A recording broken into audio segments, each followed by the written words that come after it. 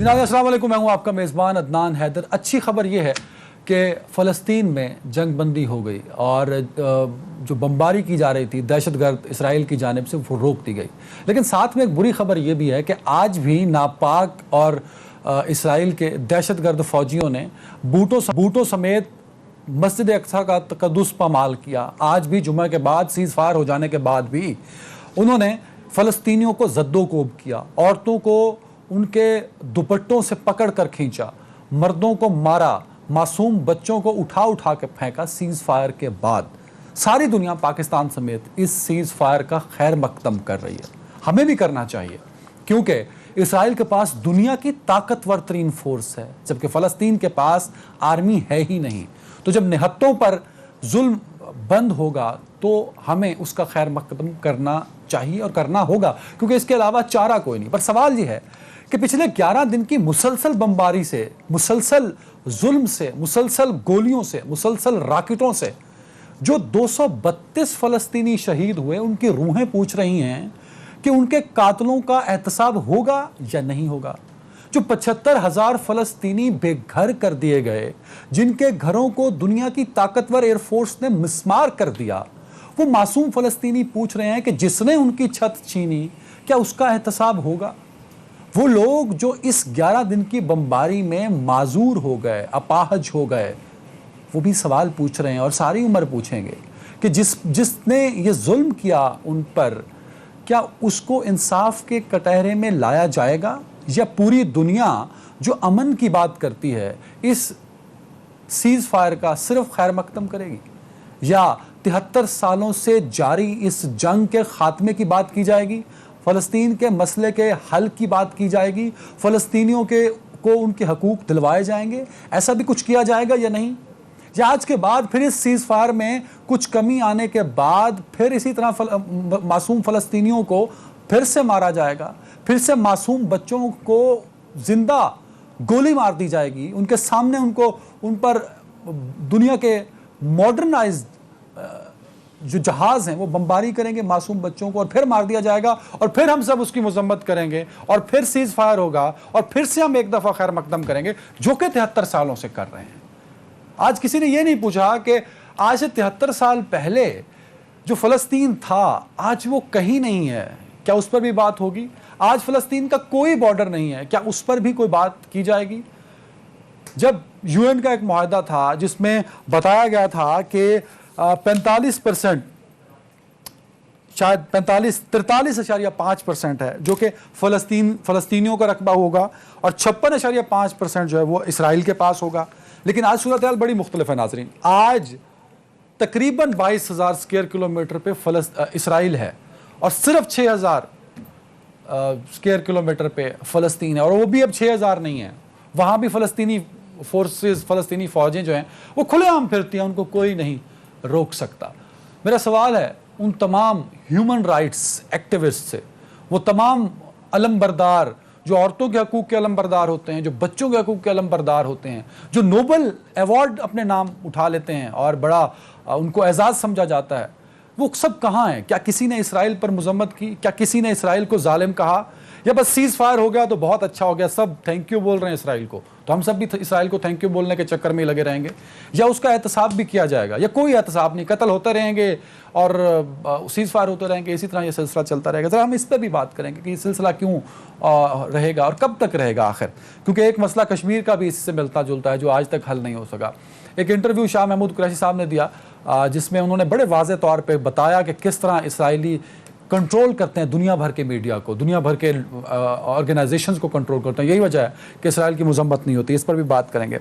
और साथ में जब कश्मीर पर बात की शाह महमूद कुरैशी साहब ने, तो जो CNN की मोहतरमा ख़ुद को सहाफ़ी कह रही थी, मुझे तो शर्म आई उसको सहाफ़ी कहते हुए, मतलब मुझे शर्म महसूस हुई कि वो ऐसी बेशरम सहाफ़ी थी कि उससे कश्मीर पर सवाल पूछा, बात की, तो वो साहिबा फरमाती कि आए पेंडेमिक पे बात करते हैं। शाह महमूद कुरैशी साहब से पूछी। बहरहाल तो ये तो इस दुनिया के मीडिया का बिहेवियर है, इस पर भी बात करेंगे। और फिर हम ज़रा मुल्क की जो सियासी सूरत हाल है, बड़ी दिलचस्प सी है कि अपोजिशन ज़रा कमज़ोर पड़ती है तो एक ग्रुप हुकूमत के अंदर से ही खड़ा हो जाता है, और उनका क्या मुतालबा है वो किसी को समझ में नहीं आता। मतलब कल मेरे साथ भी नवानी साहब मौजूद थे, मैं उनसे वाज़े तौर पे पूछता रहा, भाई हुआ क्या, मुतालबात क्या हैं, کئی ٹی وی شوز میں یہ 3 دن سے سلسلہ چلتا رہا, سوال پوچھے جاتا رہا, کوئی کلیئر جواب نہیں آیا. آج بھی جو ان کی ملاقات ہوئی اس میں بھی انہوں نے کہا کہ جی ہمارے معاملات وزیر اعلیٰ پنجاب سے طے پا گئے ہیں اور ہمیں بجٹ بھی دیا جائے گا, ہمیں تمام معاملات میں شامل بھی رکھا جائے گا. عثمان بزدار صاحب نے ہمیں کہہ دیا کہ میرے دروازے پہلے بھی کھلے ہیں. بھائی عثمان بزدار کے دروازے تو پہلے بھی کھلے تھے اور وہ 3 سالوں سے کھلے ہیں. وہ کوئی مطلب ان کو کم از کم ان کا یہ کریڈٹ تو ہے نا کہ ان کے دروازے ہر ایک کے لیے کھلے ہوتے ہیں, تو آپ پہلے بھی جا سکتے تھے. تو مطلب یہ سب ڈرامہ کرنے کی آخر کیا ضرورت پیش آئی تھی, ایک 3 گروپ بنانے کی, تو اب پھر دوبارہ سے معاملات کو سیٹل ڈاؤن کرنے کی. تو اس سب پر بات کرنے کے لیے مجھے جوائن کیا ہے سینئر تجزیہ جناب لیفٹیننٹ جنرل ریٹائرڈ امجد شعیب صاحب نے. جنرل صاحب بہت شکریہ وقت دینے کے لیے. سینئر صحافی اور سینئر تجزیہ کار, سینئر اینکر پرسن امیر عباس صاحب نے جوائن کیا. امیر صاحب بہت شکریہ وقت دینے کے لیے. افتخار احمد صاحب مجھے ٹیلی فون کال پہ جوائن کریں گے. افتخار صاحب بہت شکریہ سر, آپ کی آواز ہوا کے دوش پہ ہوگی لیکن فوٹو ہم نہیں دیکھ سکیں گے, تصویر آئے گی صرف, ویڈیو نہیں دیکھ سکیں گے سر. آپ کا بھی بہت شکریہ وقت دینے کے لیے. جنرل امجد شعیب صاحب, سر آپ سے میں شروع کرنا چاہوں گا. کیا اچھا جنرل صاحب اور افتخار صاحب سے اجازت دیتے ہوئے امیر صاحب آپ کی طرف آ رہا ہوں. سب سے پہلے تو یہ میں خیر مقدم تو کرتا ہوں لیکن مجھے لگتا ہے کہ خیر مقدم کرتے ہوئے مجھے خود شرمندگی ہو رہی ہے کہ فلسطین میں جو مارے گئے ان کے قاتلوں کا احتساب کب ہوگا, جنہوں نے گھر گرا دیے ان ظالموں کا احتساب کب ہوگا, جنہوں نے فلسطین کی زمین ہڑپ لی ان جابروں کا, دہشت گردوں کا احتساب کب ہوگا سر؟ Over to you.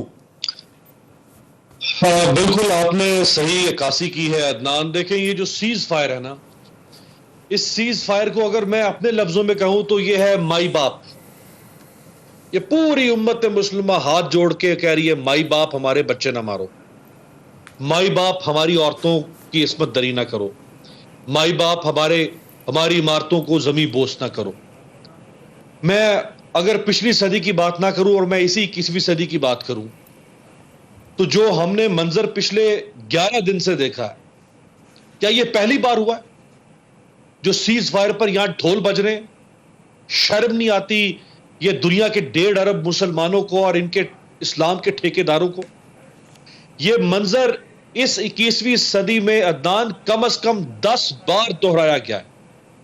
Hare bar cease fire کر دو اور 2 سال کے بعد پھر سن 2000 میں ہوا, چپ کروا دیا گیا, سیز فائر کر دو. 2002 میں ہوا, چپ کروا دیا گیا, کہا سیز فائر کر دو. 2006 میں ہوا, چپ کروا دیا گیا, سیز فائر کر دو.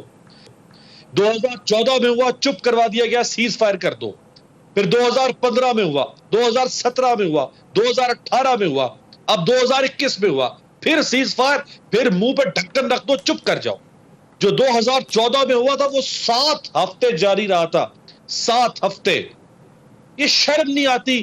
آپ بھاؤ تاؤ کر رہے ہیں ان لاشوں کے ساتھ, آپ بھاؤ تاؤ کر رہے ہیں, ان کی زندگیاں برباد, معاشرت برباد, معیشت برباد, نفسیات برباد.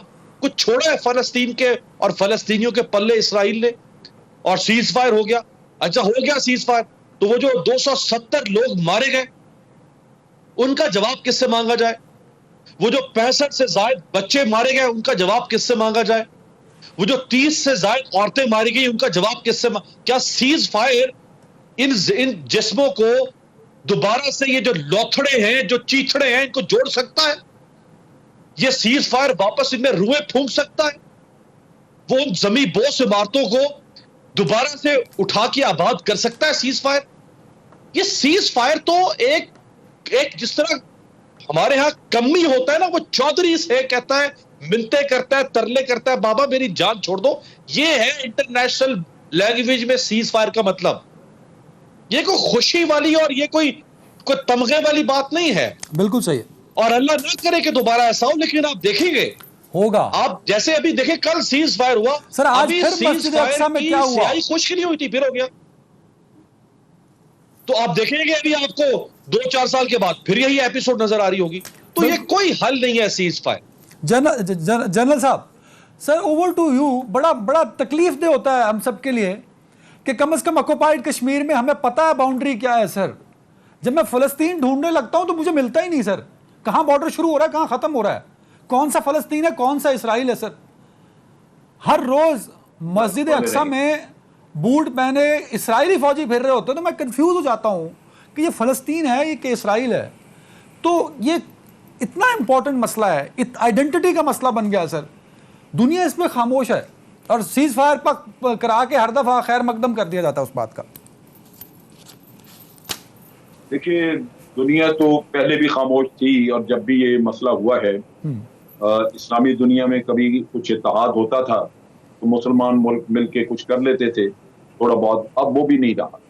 بلکہ نہ رہنے والی بات تو چھوڑو, جن ملکوں نے ابھی ابھی ان کو تسلیم کیا ہے وہ تو آپ دیکھ لیجئے کہ وہ اس طرح کے اس کھیل کا حصہ بن گئے, ورنہ تو شاید کچھ اسرائیل کے ساتھ تھوڑی بہت ٹریڈ وغیرہ یہ چیزیں ان پہ امبارگو لگتا, لیکن وہ یہ ملک کرنے کو تیار نہیں. اب چیز یہ ہے کہ یہ جو سیز فائر ہے یہ بھی ڈیمانڈ ہمارے ملکوں کی تھی, اور اس کی وجہ بنیادی یہی تھی کہ جیسے جیسے یہ جنگ چل رہی ہے نقصان پڑ رہا ہے, اور ان بیچاری جو فلسطینی ہیں ان کی مزریز میں اضافہ, ان کی بلڈنگیں بھی زیادہ گر گئیں, ان کے لوگ بھی مارے گئے, اور 1 لاکھ سے زیادہ لوگ جو ہیں بے گھر ہو گئے, اور جاری رہے تو مزید بے گھر ہو جائیں گے. تو پرسان حال تو کوئی نہیں, لہٰذا یہی ہے کہ جو ہو گیا کم از کم اس کو تو وہاں مزید نقصان سے روکا جائے. لیکن اس میں جو میں بڑی زبردست ایک چیز دیکھتا ہوں وہ ہے کہ یہ جو اسرائیل ہے یہ اتنی جلدی سیز فائر پہ مانا کیسے. یہ وہ نقطہ ہے جو سمجھنے کا ہے. مصر نے یہ درمیان میں آپ کہہ لیجئے کہ کوئی انڈرسٹینڈنگ کریٹ کی. مصر کی کیا بساط ہے, مصر کی کون سی طاقت ہے کہ وہ جا کے اسرائیل کے اوپر حاوی ہو جائے اور اس کو کہے کہ جی آپ نے یہ سیز فائر کرنی ہے. اصل چیز یہ ہے کہ اسرائیل کو بڑا اعتماد تھا اپنے آئرن ڈوم کے اوپر. وہ کسی حد تک آئرن ڈوم جو ہے وہ چونکہ بریچ ہو گیا اور کچھ نہ کچھ نقصان ان کو بھی اٹھانا پڑا, ان کی بھی بلڈنگیں گری ہیں, تو ان کو بھی یہ سوچ آئی ہے تھوڑی سی کہ یہ وقت کے ساتھ ان کا بھی نقصان بڑھ سکتا ہے, ورنہ وہ کبھی سیز فائر نہ کرتے. کیونکہ وہ جو انہوں نے نیتن یاہو نے تقریر کی تھی اور جو اس نے کہا تھا جی اب ہم ان کو فلسطینیوں کو دھکیل کے لے جائیں گے اگلے ساحل تک, یہ اپنے لیے جگہ ڈھونڈتے رہیں گے, ہم اپنے نئے بارڈرز بنا دیں گے. اور انہوں نے وارننگ دی, انہوں نے کہا جی ہم حماس کو بتا رہے ہیں کہ جو علاقے آپ کے ہاتھ سے نکل گئے وہ پرماننٹلی نکل جائیں گے. لیکن آپ دیکھیں کہ انہوں نے یہ کرتب کرنے کی بجائے سیز فائر مان لی, اور اس کی بنیادی وجہ یہی ہے کہ ان کا بے شک شاید جانی نقصان تو ان کا معمولی ہوا, 12-13 آدمی ان کے مارے گئے, لوگ مارے گئے, 12 لوگ سر, لیکن ان کے ہاں ان کی ایک ریفائنری جل گئی ہے, ان کا ٹرانسپورٹ کا بہت بڑا ایک آپ کہہ لیجیے کہ ایک بیڑا وہ جل گیا ہے, ان کی بلڈنگیں بھی تباہ ہوئی ہیں کچھ. تو ایسا نہیں ہے. تو یہ سیز فائر جنرل صاحب اس کو ذرا تصحیح کر دیجیے گا, جو سیز فائر ہوا ہے یہ مسلم امہ کی سفارتی کامیابیوں کا نتیجہ نہیں ہے؟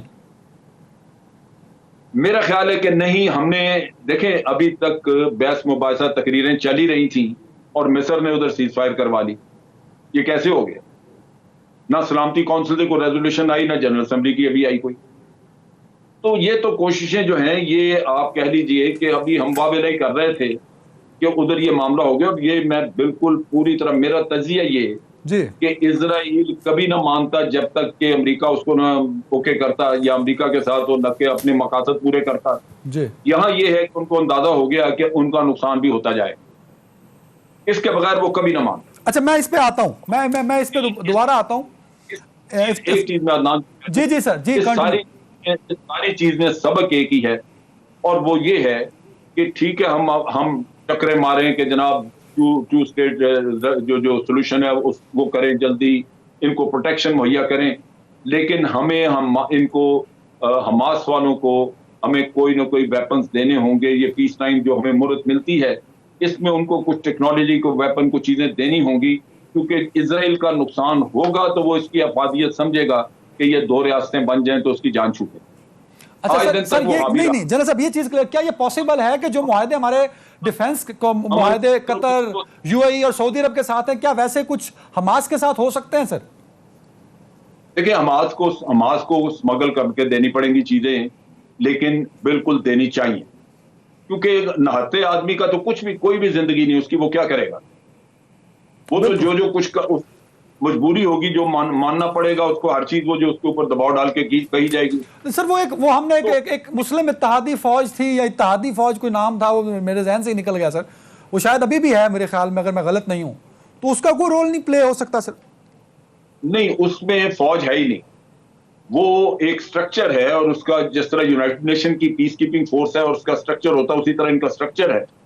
اور اگر کوئی ممبر ملک, 40 ملک ہیں ممبر, ان میں سے کوئی ملک کہے کہ جی میرے ملک میں ٹیررزم ہے اور میں مقابلہ نہیں کر سکتا, میری مدد کی جائے, تو پھر وہ 40 ملکوں کے ڈیفنس منسٹر بیٹھ کے فیصلہ کرتے ہیں کہ اس کو کتنی فورس دینی چاہیے. نہیں سر, آپ نے میں قطع کلامی کی معافی چاہ رہا ہوں, آپ نے ہیلپ آؤٹ کی بات کی, تو حماس میں, غزہ میں اور مغربی پٹی میں ایک ہیڈ کوارٹر بنا دیا جائے اسی فورس کا, وہاں پہ ہیڈ کوارٹر ہونا چاہیے بجائے اس کہ سعودی عرب میں ہو سکتا.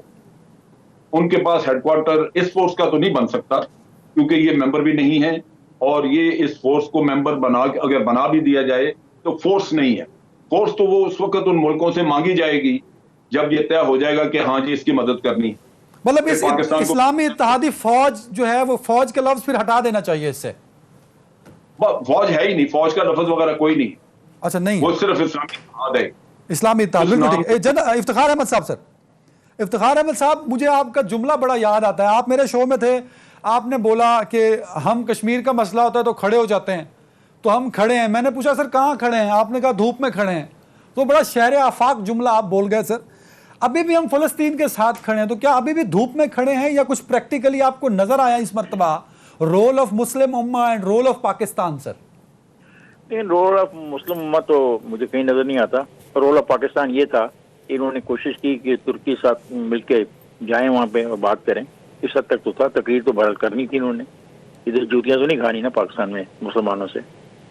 دیکھیے اصل مسئلہ یہ ہے کہ جو سیز فائر ہے, جو ایگریمنٹ سیز فائر کا ہے, جی, یہ کرایا بائیڈن نے, اور بائیڈن کا جو نیشنل سیکورٹی ایڈوائزر تھا وہ بھی اس میں شامل تھا. اور یہ نیگوسیشن جو ہوئی, بائیڈن نے بات کی مصر والوں سے, اور اس نے اس دوران جب مصر سے بات کر رہا تھا 6 دفعہ اس نے اسرائیلی پرائم منسٹر سے بھی بات کی, اور پھر یہ جا کے کوئی مسئلہ طے ہوا کہ کیا. پھر انہوں نے کنوے کیا کہ جی ہم یہ کرنا چاہ رہے ہیں. پھر انہوں نے حماس کو کنوے کیا, حماس نے کہا جی ٹھیک ہے ہم اپنے آپ کو بھی روک لیتے ہیں. یہ جو سب کچھ ہے یہ بائیڈن نے کرایا. اس نے اپنا سیسی کو بھی کال کی. پھر ایجپٹ نے کہا جی کہ ٹھیک ہے, میں, حالانکہ ایجپٹ کو اگر مسلمان ملکوں کی بات کرتے ہیں تو ایجپٹ کو رستہ دے دینا چاہیے تھا, اور دے دینا چاہیے, اور وہ کبھی رستہ نہیں دے رہا. ہمیں اس سے احساس ہونا چاہیے کہ ہم کچھ بھی نہیں ہیں, ایسے ہی ہیں, بس نام لیتے جائیں جو مرضی کریں. افتخار صاحب دو سوال ہیں میرے پاس آپ کے لیے. ایک تو جو انٹرنیشنل میڈیا کا رول تھا, ذرا اس پہ بھی کامنٹ کیجیے گا. دوسرا, فلسطین کے پاس اپنی کوئی ٹرینڈ یا باقاعدہ فوج نہیں ہے, تو کیا مسلم دنیا کو اس کانٹیکسٹ میں فلسطین کی ہیلپ آؤٹ نہیں کرنی چاہیے, جس کا اشارہ جنرل صاحب بھی دے رہے تھے سر؟ یار دوست, یہ فلسطینیوں کو تباہ کرنے میں مسلمانوں کا جتنا رول ہے 1948 سے تم شروع ہو دو, اسٹڈی کرنا شروع کر دو. یہ مامے بن کے بیٹھ گئے, فلسطین کے نمائندے بن گئے. فلسطین کی نمائندگی کہیں بھی نہیں ہوتی تھی جب بھی انٹرنیشنل کوئی ڈائلاگ یا کوئی بات ہوتی تھی. یہی مامے بنے ہوتے ہیں مصر والے, ٹھیک. انہوں نے سارے معاملات طے کیے, اور انہوں نے شروع میں غالباً وہ ماننے کو تیار تھے اسرائیلی 1948 کے بعد کہ ہم اتنا حصہ دینے کو تیار ہیں, اتنا وہ لے لیں لینڈ.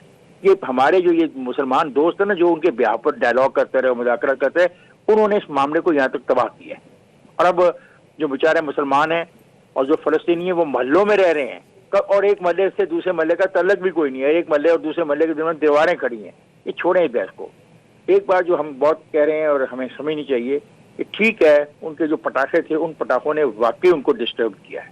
یہ حقیقت اب سامنے احساس آ رہی ہے, کیونکہ ان پٹاخوں نے جو انہوں نے ایک سسٹم بنایا ہوا تھا اس کو ڈیفیٹ تو آپ نہیں کہہ سکتے, لیکن اس کو اتنا کمزور کر دیا ہے کہ اب امریکہ اس سسٹم میں بہتری کے لیے آپ دیکھیے گا کہ اسرائیل کے ساتھ آج کل میں کوئی نہ کوئی پارلز کرے گا. یہ کامیابی ہوئی ہے بس, بالکل, اور کچھ کامیابی نہیں. اور یہ قتل جاری رہے گا, یہ ظلم جاری رہے گا.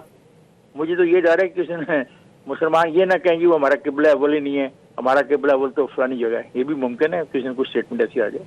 اچھا, یہ بھی پاسبل ہو سکتا ہے سر, ہم اتنے لا تعلق ہو سکتے ہیں آپ کے خیال میں؟ بالکل بالکل بالکل. یار ہمیں اپنے پاکستان کو دیکھ لو, کیا ہم نے کیا ہمارے جگہ. اچھا یار وہاں پر میڈرڈ میں لوگ رہے, اپنا برطانیہ میں لوگ رہے, لندن میں, انہوں نے جلوس سے نکال لیا نا یار. نہیں سر, آج نکلے ہیں افتخار صاحب, آج پورے پاکستان میں نکلے ہیں سر. پلیز پلیز پلیز छोड़ दे यार, ऐसे नहीं, मैं खुद बहुत बड़ा एजिटेटर अच्छा, एक जुलूस से मैं गुजर के आया इफ्तिखार साहब, एक जलसे से मैं गुजरा रावलपिंडी में, वो माइक से आवाज आ रही थी कि हमने जलसा निकाला, इसराइली फौज ने जंगबंदी का ऐलान कर दिया खौफ से, ये मैंने सुना। ये इस गलतफहमी का तो शिकार आप रहो और आपको कोई रोक तो नहीं सकता ना। अगर आप ख्वाबों में रहना चाहते हो तो कौन दुनिया की ताकत आपको झंझोड़ के कह सकती है भाई मुसलमानों आप सोचो ख्वाब खत्म हो गया। एक ब्रेक का कहा जा रहा है, 22 करोड़ का मुल्क है सर, इस्लाम के नाम पे हर वक्त हम जान कुर्बान करने को तैयार हैं, किसी की जान लेने को तैयार है, ठीक है। और रवैया हमारा क्या है, हम बातें बहुत करते हैं सारे, आप भी कर रहे हैं, मैं भी कर रहा हूँ बड़े बड़े जुगादी लोग भी बातें कर रहे हैं, जुलूसों में आने को तैयार नहीं हम। मैं खुद जाती तौर पे आज का मैंने जुलूस मिस किया और मैंने पूछा फारूक तारक से ये कल है, उसने कहा कल है, मैं कल मैं आऊँगा। ये हमारा रवैया है। और हम बात करते हैं फ़लस्तीन की हमायत। मैं जब स्टूडेंट था और मुझे अच्छी तरह याद है कि उन दिनों में जब कभी भी ऐसा कोई वाक़या हुआ तो सिर्फ लाहौर शहर में जो स्टूडेंट्स का जुलूस निकलता था, यूनिवर्सिटी के लड़कों का और कॉलेजों के लड़के का, वो बहुत बड़ा जुलूस होता था। सर आप इफ्तिखार साहब यहाँ फिर जनरेशन फाइट शुरू हो जाएगी। आपके टाइम में यूनियन हुआ करती थी सर, अब हमारे टाइम में नहीं थी, तो हम क्या करें? देखो आपके टाइम का स्ट्रक्चर कुछ और था, अब हमें मुर्दे इल्जाम मत ठहराना सर। बात ये नहीं है, अभी सब है यार, एनजीओ है, मोबाइल है आपके पास, ये ट्विटर है आपके पास, सारा दिन एक दूसरे को गालियां देते रहते हैं, एक दूसरे को भड़वा कहते हैं, क्या नहीं कहते। मैं कहता हूं कि हम मुसलमान जो अब एक और मुसलमान को कत्ल करने में बहुत तेजी दिखाते हैं, उसका घेराव कर लेते हैं, उसको लिंच कर देते हैं, हमारा इस्लाम उस वक्त कहाँ जाता है कि जब किबला अव्वल का मसला आता है। मैं ये सवाल करने से मैं खुद एक अच्छा मुसलमान नहीं हूं, लेकिन सर फिर भी इस मर्तबा एक अच्छी काबिज थी। एक ब्रेक ले रहा हूं, ब्रेक के बाद मुल्क की जो सियासी सूरत हाल है उस पर बात करेंगे एक ब्रेक के बाद।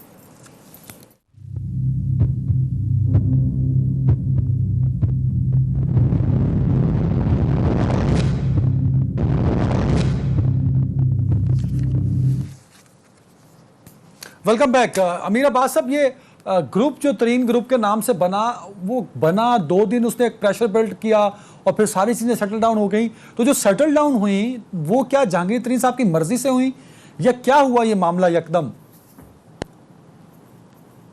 अमीर अब्बास साहब, ये दूसरी दफा हुआ है। एक तो इससे पहले जब हुआ था, आज से कोई 2 हफ्ते पहले, उस वक्त जब ये इकट्ठे होना शुरू हुए, जब इन्होंने जहांगीर तरीन साहब के घर पे खाने खाना शुरू किए, जब ये जहांगीर तरीन के साथ अदालतों में पेश हो रहे थे, उस वक्त जब प्राइम मिनिस्टर से इनके एक वफ्द की मुलाकात भी हुई थी, तो उस वक्त भी एक कूल डाउन हो गए थे और अब दोबारा ये निकल के आ गया। एक तो देखिए, जहांगीर तरीन जैसा मैच्योर सियासतदान, उन्होंने इंतहाई अहमकाना सियासी फैसला किया था और एक ऐसे वक्त पे आके उन्होंने अपने सारे कार्ड शो कर दिए कि जिस वक्त पब्लिक ओपिनियन ये बन चुका हुआ था कि जहांगीर तरीन इमरान खान की आर्म ट्विस्टिंग करना चाहते हैं, जहांगीर तरीन अपने मसल शो करके हुकूमत की आर्म ट्विस्टिंग करना चाहते हैं। तो वो जो गुडविल जेस्चर अगर कोई था भी जहांगीर तरीन का, या अगर उनके स्टांस में ये दम था भी कि जहांगीर तरीन के साथ ज्यादती हो रही है, विक्टिमाइजेशन हो रही है, हुकूमत जहांगीर तरीन के खिलाफ केसेस बना रही है, वो सारा का सारा जहांगीर तरीन ने अपने इस कंडक्ट से खुद ही नलेफाई कर दिया। और अब मैं तो एक तालिब इल्म, छोटा सा, आप किसी भी बाहर चले जाएं बाजार में और लोगों से पूछें कि जो जहांगीर तरीन ने ग्रुप बनाया है, ये क्या कोई लोगों की मोहब्बत में जहांगीर तरीन को पेट में मरूर उठ रहे थे, तो सब कहेंगे कि नहीं, ये इसको अपने केसेस के मरूर उठ रहे थे। तो इंतहाई स्टूपिड किस्म की मूव इन्होंने चली है और ये अब तो बिल्कुल ही आप समझ लें, ये बजट तो निकल गया। अब अगले 2 बजट जो है, अब देखते हैं कि क्या हर साल ये इसी तरह से तरीन साहब निकल के आएंगे लोगों को। लेकिन मेरा ख्याल है प्राइम मिनिस्टर को इनके साथ किसी किस्म का कॉम्प्रोमाइज नहीं करना। अगर वो कॉम्प्रोमाइज कर देते हैं तो उनका जो अपना लॉन्ग स्टैंडिंग स्टांस है अकाउंटेबिलिटी के हवाले से, जिसको वो कहते थे कि अक्रॉस द बोर्ड होगा, अपने या पराये सब रगड़े जाएंगे जो भी आएगा, अगर जहांगीर तरीन को एनआरओ दे दिया तो इमरान खान साहब का समझे इक़्तिदार का जो सूरज है वो मुझे तुलू होता हुआ नजर नहीं आ रहा है, क्योंकि पहले ही ऑपोजिशन कहती है कि ये इमरान खान का एटीएम है और इमरान खान को फायदे पहुंचाता रहा है और इमरान खान इनको फायदे पहुंचाना चाहते हैं। तो मेरा ख्याल है कि जनरल साहब कॉम्प्रोमाइज नहीं करना चाहिए। बिल्कुल जनरल साहब, क्या आपको लगता है कि अच्छा, इफ्तिखार अहमद साहब, इफ्तिखार साहब ये बताइए कि ये पावर शो वाकई किया जहांगीर तरीन साहब ने और इमरान खान साहब को मजबूरन घुटने टेकने पड़े, या स्टोरी कुछ और है? सर, आपने तो एक ट्वीट किया जिसमें आपने लेंगे फंड्स लेंगे अरबों रुपए और उसके बाद दोबारा से मामला इसी तरह चलेंगे जिस तरह पहले चल रहे थे। मैंने 17 तारीख को ये कहा था कि ये वोट बजट में वोट भी डालेंगे, सब कुछ करेंगे, लेकिन अपने लिए पैसे ले लेंगे अपने इलाकों के लिए, हो गया। लेकिन जहाँ तक इमरान की बात है, मैं समझता हूँ इमरान ने कोई अपना नहीं अपने आप को इनके आगे पेश किया। इमरान वहीं पर खड़ा जहाँ इमरान का मौका है। इमरान एक ऐसे इंसान है जो किसी को माफ़ करने की सलाहियत से महरूम है, और आप यकीन करें कि ये जो साहब है ना, क्या नाम है इनका, तरीन साहब, इनको भी वो माफ़ नहीं करेगा। अब मसला ये है कि इमरान खुद फंसा हुआ है बहुत सारे प्रेशर्स के अंदर, और ये जो चीज़ दिखाई गई है उसको कि देखो बात सुनो इमरान, आप बहुत अपने आप को ताकतवर समझते हो ना, तो पार्लियामानी जमहूरियत में इतने आदमियों को आपसे बाहर ले जाना हमारी दाएं हाथ का खेल है, और उन्होंने दिखा दिया उसको। और फिर उन्होंने कहा कि अभी वक्त नहीं है, वापस चले जाओ। अब जब फिर दोबारा उनसे कहा जाएगा वो यही काम करेंगे जो उन्होंने इन दिनों में किया। नहीं, और शायद वो अपने आपने जो सर बात की है, क्या इमरान खान साहब को ये बात पता लग गई कि आई एम नो पावरफुल, इतना पावरफुल नहीं हूं जितना मैं समझ रहा हूं खुद को, ये बात समझ गए इमरान खान साहब, तभी ये प्रेशर रिलीज किया गया? बिल्कुल इमरान समझ चुका है।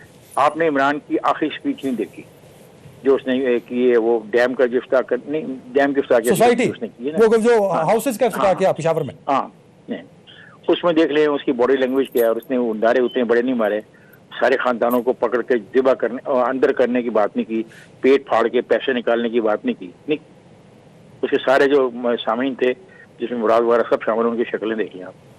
बिल्कुल ठीक है, बिल्कुल सही है। तो सवाल कुछ समझ, समथिंग इज गोइंग ऑन, कुछ हो रहा है। अगर जब मैं इसके खिलाफ हूँ as a Iftikhar Ahmad, as a Democrat, मैं समझता हूँ कि पार्लियामानी डेमोक्रेसी के मुताबिक जो फैसले हों वो बिल्कुल ठीक है। जनरल साहब ये जो कुछ हुआ तरीन ग्रुप की शक्ल में, क्या ये प्री प्लान था? खान साहब को प्रेशराइज करने के लिए किया गया, इमरान खान साहब को बताने के लिए किया गया कि भाई you are no much powerful जितना आप अपने आप को समझ रहे हैं, या कुछ और स्टोरी थी? आपकी इत्तलात क्या है सर?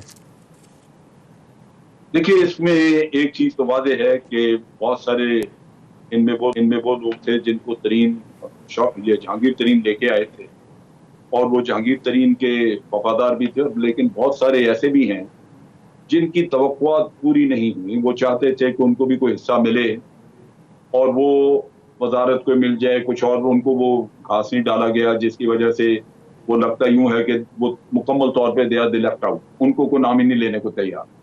तो लोगों के अपने अपने जख्म हैं सीने पे बहुत सारे, वो उसके मुताबिक अपना काम कर रहे हैं।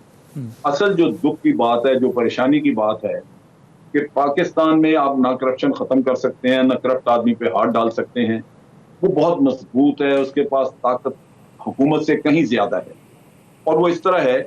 और उसका मज़र आप देख लें कि अगर आप किसी पे इल्जाम आ गया करप्शन का, और सबको नजर आता होगा, जहांगीर तरीन का मसला भी आपको नजर आता है, तो पहली बात तो ये कि वो ये कहेगा कि जनाब मेरे साथ दुश्मनी हो रही है, मुझसे दुश्मनी सियासी इंतकाम लिया जा रहा है। और हमारे लोगों में से अचानक उसके हमायतियों की एक फौज खड़ी हो जाएगी, वो फूलों की पत्तियां बरसाती उसके पर नजर आएगी, क्योंकि वो चोर निकला है ना, करप्शन आ गई उसमें।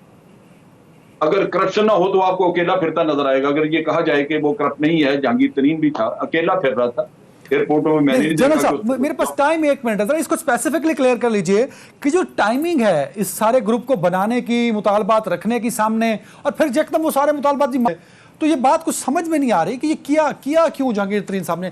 ये खुद जहांगीर तरीन साहब ने किया या करवाया गया? मैं पूछ ही रहा हूं आपसे। करवाने की बात नहीं, मुश्किल था। जहांगीर तरीन खुद मुश्किल में फंसा हुआ था। वो तो लाजमन इस वक्त कोई आसरे कोई चीजें ढूंढ रहा था, उसने खाने करने शुरू किए घर पे लोगों को इकट्ठा करने के लिए। ये तो बड़ा वादे सामने चीज है कि एक आदमी खुद मुश्किल में फंसा हुआ और वो अपना इंतजाम कर रहा था, उसने किया। तो वो तो कोई इसमें ऐसी, मैं नहीं समझता कि कोई बहुत बड़ी कारीगरी है उस शख्स की। वो उसने पैसे शैसे लगाए हैं, लोगों को इकट्ठा कर लिए। बिल्कुल ठीक है। एक ब्रेक पे जा रहा हूँ नाज़रीन। ब्रेक के बाद शहबाज शरीफ साहब जब से एक एक्टिव पॉलिटिक्स में आए हैं, रिहाई के बाद वो बड़े एक्टिव नजर आ रहे हैं, मुख्तलिफ जगहों पे आपको सोशल मीडिया अपनी पर जाते हुए नजर आ रहे हैं, और दोबारा से अपोजिशन के इत्तेहाद को मजबूत करने की भी उनकी कोशिश है। एक ब्रेक के बाद इस पर बात करेंगे।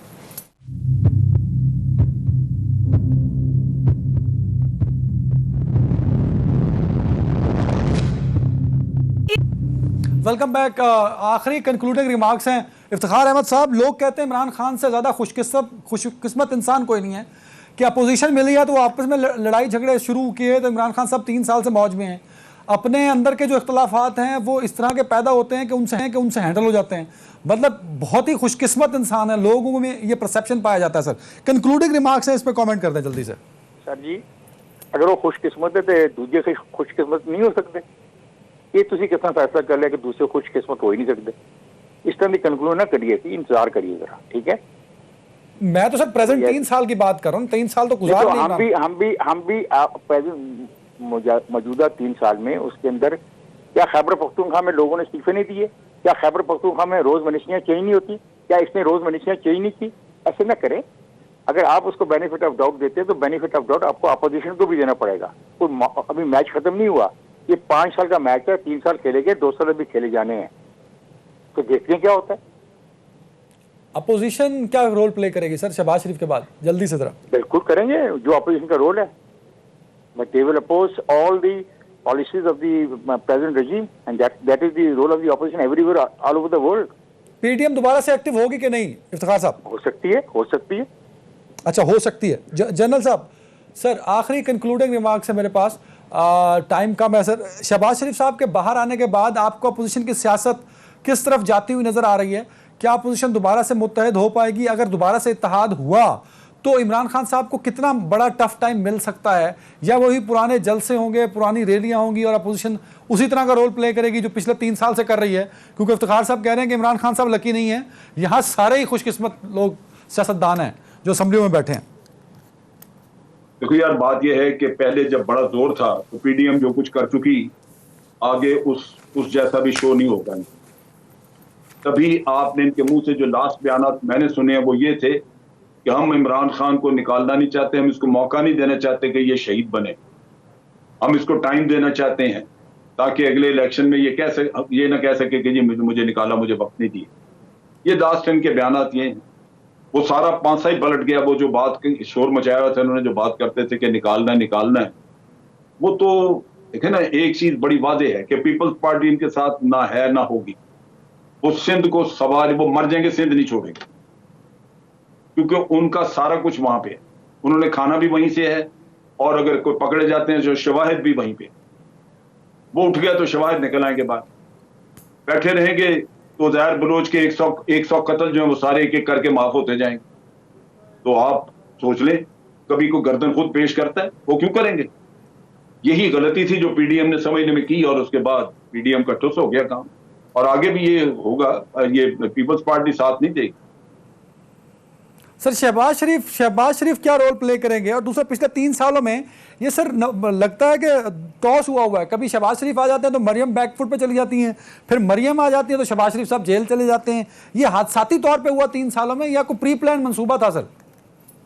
نہیں, میرا تو خیال ہے کہ یہ پلان تھا, اور وہ بڑی اگریسو قسم کی پالیٹکس کروائی مریم سے. ان کا خیال تھا کہ شاید وہ اگریسو پالیٹکس چل جائیں گی, شاید چل بھی جاتی اگر پیپلز پارٹی اور باقی پارٹیاں ساتھ دیتی, لیکن وہ دوسری پارٹیاں وہ اتنی سرگرم نہیں تھی. تو مولانا تھے زخم خوردہ, یا یہ تھے پی ایم ایل این والے, انہوں نے اگریسو سیاست کی ہے, مگر باقی پارٹیاں نہ ساتھ ہونے کی وجہ سے رہ گیا کام. تو اب وہ سیاست جو جب آپ نے ڈمپ کر دی اپنے اگریسونیس کہ جی اب وہ ہم نے زور شور والا کام نہیں کرنا, تو پھر ٹھیک ہے, پھر شہباز شریف صاحب کی ضرورت ہے, وہ آگے تو اپنا دھیما کام کرتے رہیں. بالکل صحیح. امیر عباس صاحب آخری کامنٹ ہے, کیا گورنمنٹ شہباز شریف صاحب کو باہر جانے دے گی یا جانے دینا چاہیے ان کو؟ اور اگر وہ رہے پاکستان کے اندر تو ان کا جو رول ہے ایک اپوزیشن کی سیاست میں بطور اپوزیشن لیڈر, وہ کس طرح دیکھتے ہیں؟ 3 سالوں جیسا ہوگا یا کوئی بدلاؤ نظر آئے گا اب؟ عدنان, حکومت تو کسی صورت میں نہیں جانے دے گی. ہاں اگر عدالت ان کو اجازت دے دیتی ہے اور عدالت کہتی ہے کہ ان کا نام ECL سے نکالا جائے, تو پھر تو ظاہری بات ہے حکومت کے بھی پر جلیں گے. اب جہاں تک سوال یہ ہے کہ ان کو جانا چاہیے یا نہیں جانا چاہیے, تو ان کو بھائی کیوں جانا چاہیے؟ سب سے پہلے تو میں آج تک یہ سوال اٹھا رہا ہوں, مجھے اس کا جواب نہیں مل سکا کہ جس وقت یہ لاہور ہائی کورٹ میں آنریبل جسٹس علی باقر نقوی صاحب کے سامنے پیش ہوئے اپنا نام بلیک لسٹ سے نکلوانے کے لیے, تو یہ وہی آنریبل جسٹس علی باقر نقوی صاحب ہیں جنہوں نے ان کی شخصی ضمانت پر نواز شریف صاحب کو ضمانت دی اور ان کو باہر جانے کی اجازت دی. تو پہلے تو فاضل جج صاحب کو، آنریبل عدالت کو ان سے یہ پوچھنا چاہیے تھا کہ بابا تم اپنا نام نکلوانے کے لیے آگے ہو، پہلے وہ بندہ تو ہمیں لا کے پیش کرو کہ جس کے تم نے جج ضمانت دی صاحب تھی. کو خواب تھوڑی آئے گا. امیر بھائی آپ خود جرنلسٹ ہیں, وہ جج صاحب کے پاس استغاثہ بھی تو جائے نا, یہ بھی تو جائے نا, جو پریس کانفرنس کرتے ہیں 6-6 گھنٹے کی شو مارے جاتے ہیں ہمارے, یہ پریس کانفرنس کرنے جاتے ہیں جو کہ آپ سارا الزام عدالتوں اور ججوں پہ ڈال رہے ہیں سر. تو جج دیکھیں نا, نہیں میں یہ کامن سینس کا سوال ہے نا کہ جج صاحب کو کیا خواب آئے گا کہ یہ سوال پوچھنا ہے. یہ جو وزراء بیٹھے ہیں, ایس اے پی ایم بنے بیٹھے ہیں, 6-6 گھنٹے کی پریس کانفرنس کرتے ہیں ٹی ٹی او کے کاغذ اٹھا کے, یہ کیوں نہیں جاتے کورٹس میں؟ نہیں یہ تو پھر نیب کا کام ہے نا, ان کا کام تو نہیں ہے نا, وہ تو نیب کے ملزم ہے نا, وہ حکومت کے ملزم تو نہیں ہے. شہباز نیب شریف کا قصور باقر رضوی پہ تو نہ ڈالے نا امیر بھائی. نہیں, میں تو سوال کی بات, میں تو لاجک کی بات کروں نا. دیکھیں نا, ایک شخص ان کے پاس آیا اپنا نام نکلوانے کے لیے, یہ شخص انہی کے پاس گیا تھا آج سے 1.5 سال پہلے اپنے بھائی کی ضمانت کے لیے, اور بھائی جو ہے وہ اشتہاری ہو گیا, مفرور ہو گیا. آج وہی شخص دوبارہ اسی عدالت میں انہی آنریبل جج صاحب کے سامنے کھڑا ہے. تو لاجک تو کہتی نا, پہلے اس سے یہ تو پوچھے کہ بھائی جس کی ضمانت دی تھی پہلے اس کو تو پیش کرو, واپس لے کے آؤ. جنہوں نے ضمانت جنہوں نے دلوائی تھی, جنہوں نے باہر بھیجا, جو میڈیکل رپورٹ جنہوں نے ایمبیسی سے منگوانی تھی, وہ جائیں نا اب کورٹ کے, آپ نے باہر بھیج دیا تو یہ پیپر ورک تو یہ کہتا ہے, گراؤنڈ ریئلٹیز یہ کہتی ہے. تب